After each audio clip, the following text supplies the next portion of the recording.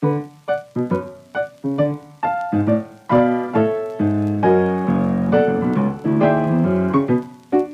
since I was little, I always was kind of a little crusader for older people. Then in terms of the book, I feel like a lot of times the titles that are out there are things that say forever young and how to be younger and all this. Having watched people go through the journey, I think it's pretty dangerous and misleading to think that we're going to be forever young. And if you just do all this stuff, you won't grow old and die, because we're definitely all going to grow old and die. So I wanted a book to talk about how to maximize, like how to make older better. There's a lot of really good news, and that is as we get older, a lot of things get better. We care less about what people think. We're more accepting of ourselves and others. We have more gratitude, more humility. We have better problem solving. So I think it's a message that doesn't get out about all the really great things about growing older. Hello, and welcome to Not Born Yesterday, a podcast dedicated to older adults and the challenges and joys of aging. I'm Miriam Goodman. Not Born Yesterday is brought to you by Next Village SF, a local nonprofit providing older adults in the Northeast neighborhood of San Francisco with support to help age in place. I'm Lynn Winter-Gross.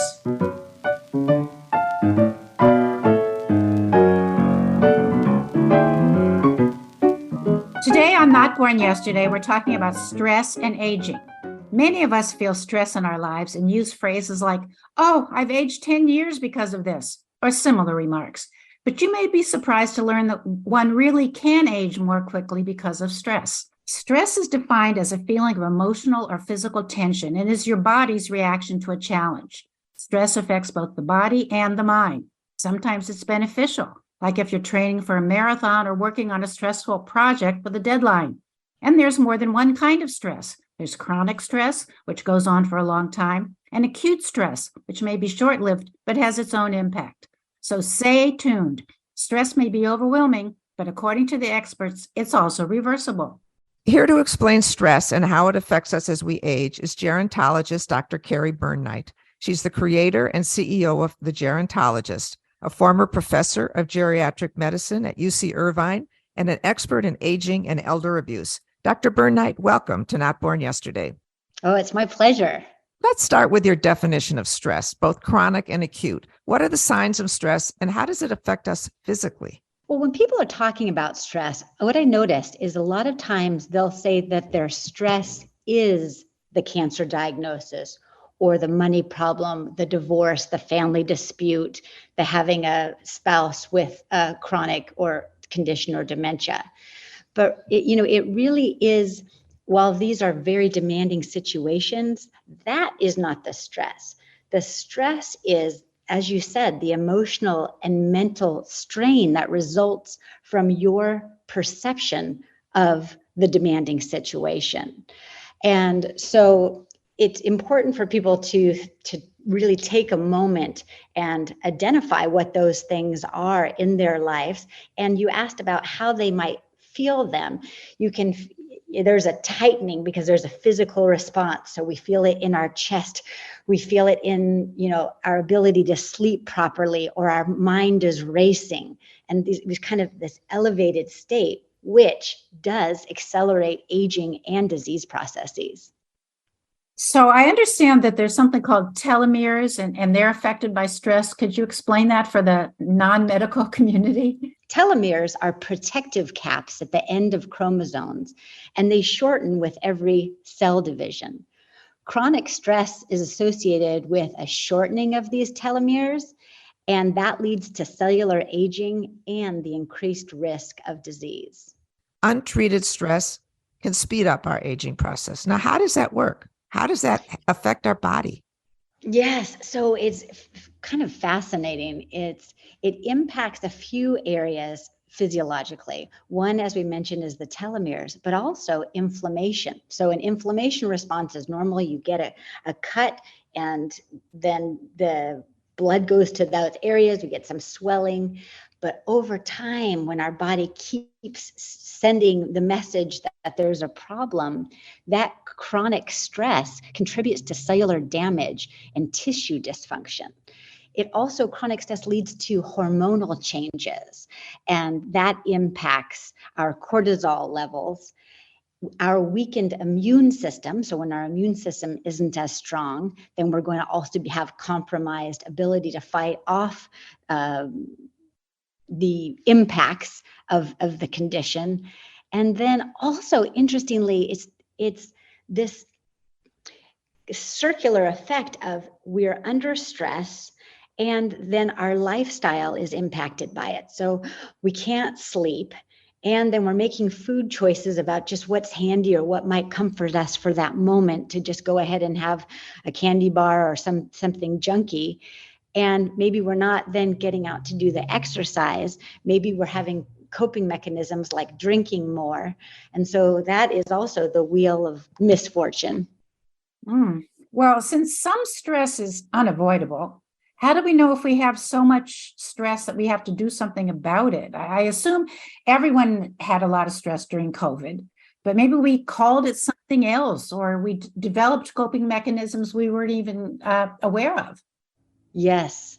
So everyone has some stress, and thank heaven for that, because otherwise we wouldn't get anything done if we didn't have some at least bit of, oh, I have a doctor's appointment today. It's a half hour away, that therefore I need to leave at this time.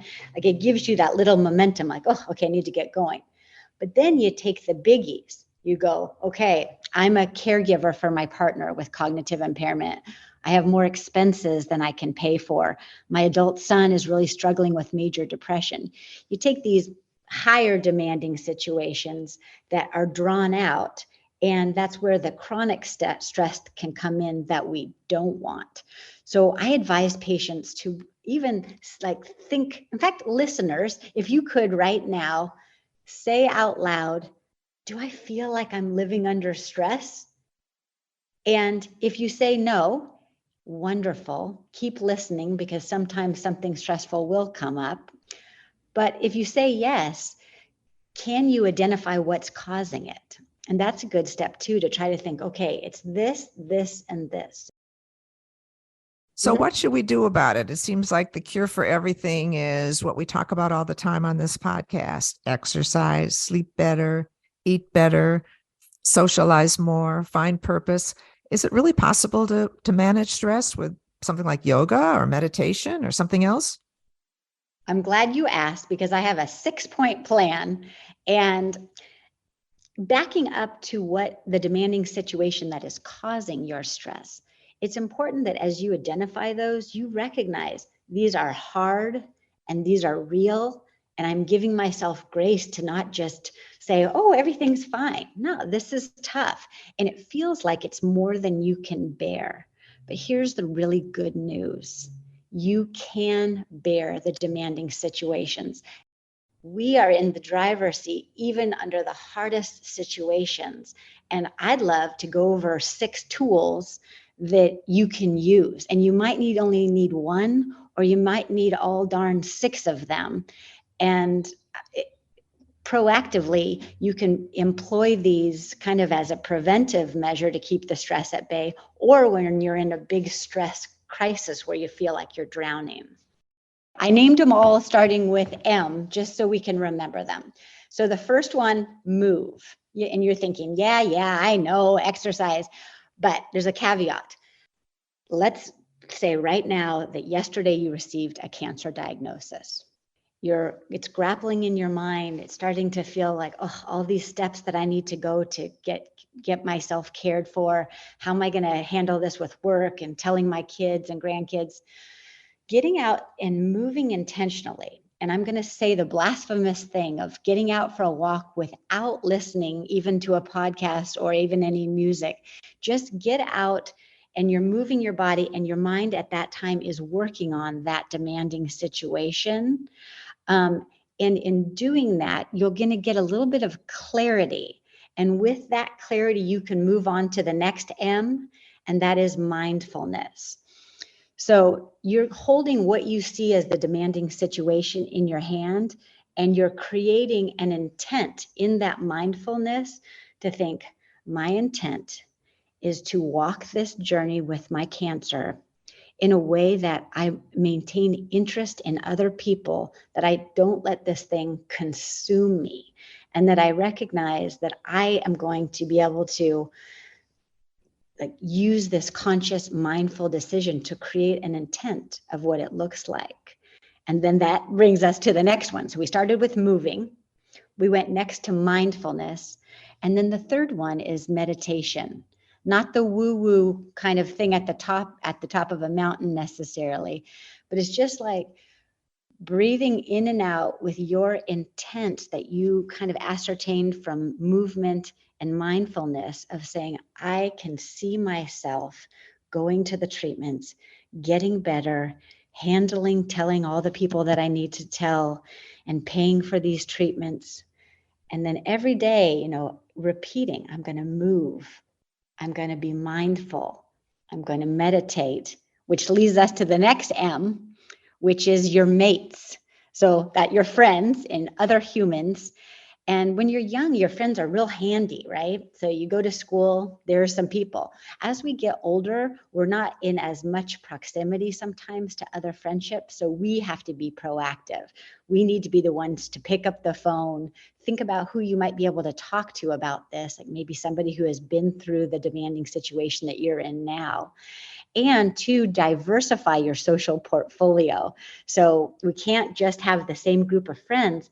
So by having friends in different age groups and different stages, you can make sure that you have that support group. And you may find in talking to your friends that you need a little more help than what your friends can offer. And that's why a mental health professional can be incredibly helpful to talk through and think through how you're going to handle it.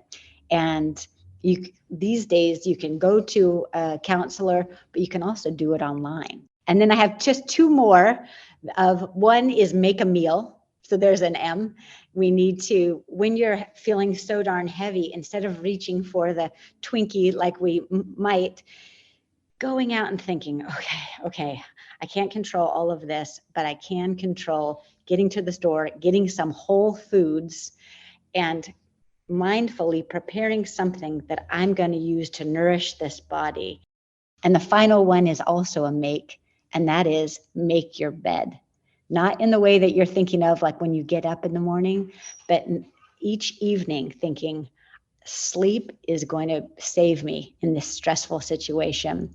So making your bed for you to get into it. So it matters about that it's dark, and that your sheets are clean and comfortable, and that, the person next to you isn't snoring so hard that it's going to prevent the sleep, and that you know what to do when that insomnia hits, which is turn on the light, give some reading. When it's time to try it again, turn off the light. So you talked about the telomeres earlier. Are there age-related diseases with names that are a result of stress? Yes, great question. There is cardiovascular disease. So, heart conditions are impacted directly by the length of the telomeres, which are impacted by stress. Similarly, cognitive impairment, the great dreaded thing that we're all trying to avoid, is impacted by accelerated aging of shortened telomeres. And then conditions like stroke, so vascular issues are impacted by stress. So you'll more likely to have mental health conditions that come from chronic stress as well. So we just talked about kind of the physical effects of aging. What about the emotional aging that's caused by stress? Is there a way to reverse that? Okay, so let's say you have been under stress for some time. So you have had chronic stress. Let's say that you have taken care of your partner who lives with Alzheimer's disease, and maybe your loved one has passed away. So you said, yes, is it too late for me now? I have lived with chronic stress. This has been so challenging and heartbreaking.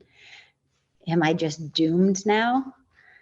No, it did take a toll on you, but our incredibly resilient bodies are such that by now saying, okay, whether I'm still in it or whether I feel a little bit over that biggest hurdle of the stress, things that I'm doing now in terms of getting out and exercising and socializing and learning something new, like you said, purpose and meaning, those can actually be shown to lengthen the telomeres. So it is not like we don't need to feel like, oh, I already shot myself in the foot. I wanted to ask you, Dr. Burnight, how did you get interested in this subject? You said you're writing a book on it. What brought you to this subject on stress and aging? Ever since I was little, I always was kind of a little crusader for older people. And then in terms of the book, I feel like a lot of times that the titles that are out there are things that say forever young and how to be younger and all this. And having watched people go through the journey, I think it's pretty dangerous and misleading to think that we're going to be forever young. And if you just do all this stuff, you won't grow old and die, because we're definitely all going to grow old and die. If we're lucky, we're going to grow old. So I wanted a book to talk about how to maximize, like how to make older better. And there's a lot of really good news. And that is, as we get older, a lot of things get better. For example, we care less about what people think. We're more accepting of ourselves and others. We have more gratitude, more humility. We have better problem solving. So I think it's a message that doesn't get out about all the really great things about growing older.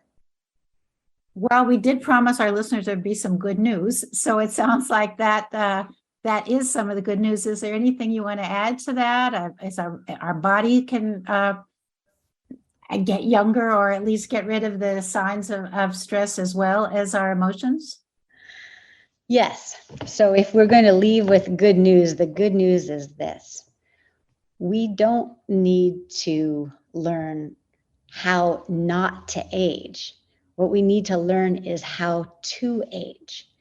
And the way to age is to proactively say, this is the time of life that I'm in, and I'm going to prioritize that which really matters, which is love, gratitude, resilience, humor, appreciation of beauty. And we have a greater capacity for that as we get older. And when we look at the stress literature, younger people have a harder time dealing with stress and report experiencing more stress than older people. So we're better equipped. So even though a lot will be put on our plate as we're older, we're going to be able to handle this. And I think knowing that is comforting and really good news. Oh, well, thank you so much for all this interesting and valuable information. Our guest was Dr. Kerry Burnight, aging expert and CEO of the Gerontologist. Thank you. Thank you, Teal.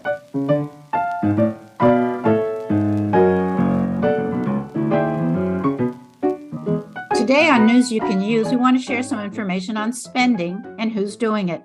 We've often told our listeners that advertisers and retailers ignore older adults, as they assume it's the younger adults who have and spend their money. But recent research from the Bank of America reveals that the boomers, and even adults older than boomers, like over 80, are spending more now, while the younger people are dealing with housing costs and student debts. This is a generation gap that has not been seen before.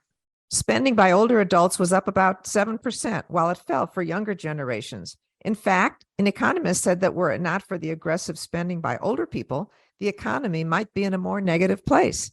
There has been an increase in Social Security payments, which boosts the average monthly payments by about an average of $100 a month. But the Bank of America spending data shows that among the older population, spending has also increased from high-income people not so dependent on Social Security.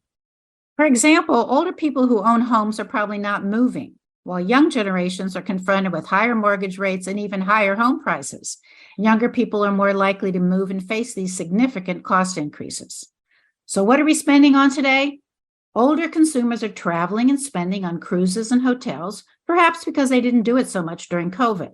We're also eating in restaurants more and using the new meal delivery services, things we didn't do as much when we were younger.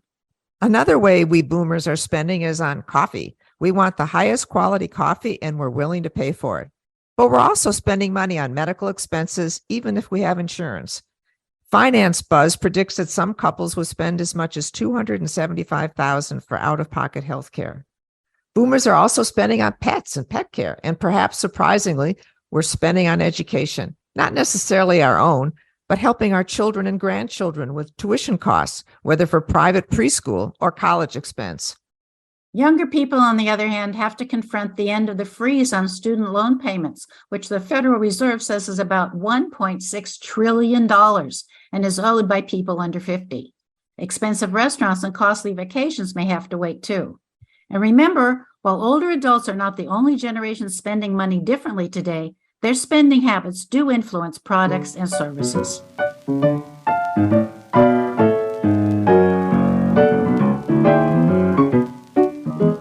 And that's our podcast for today. Our thanks to our guest, Dr. Kerry Burnight. You can learn more about Next Village SF at their website, nextvillagesf.org. Our theme music is from Hook Sounds, and Jason Dahlstedt is our engineer. And thank you for listening. We'd love to hear what you would like us to discover and discuss. Please contact us at notbornyesterdaypodcast.org. Be well, stay strong, and remember, you weren't born yesterday. I'm Lynn Winter Gross. And I'm Miriam Goodman.